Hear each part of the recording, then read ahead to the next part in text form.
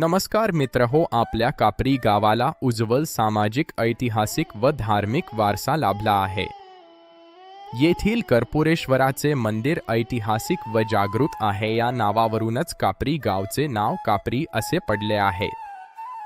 धर्मवीर छत्रपती संभाजी महाराज यांना बहादूर गडाकडे घेऊन जाताना या ऐतिहासिक गावातून पुढे गेले होते.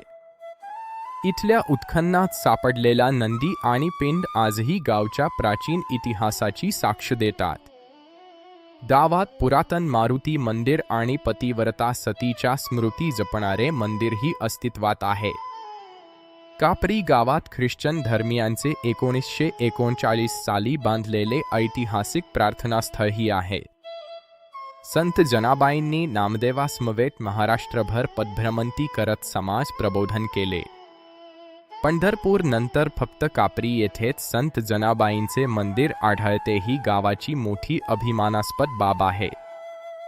जनाबाईंना तुळस अत्यंत प्रिय होती. त्यांच्या रचनांमधून पांडुरंगाची स्तुतीपर रचना पाहायला मिळते. गावच्या तरुणांनी आता मंदिरासमोर 3.5 फुटांचे सुबक दगडी तुलसी वृंदावन उभारण्याचा निर्णय घेतला आहे.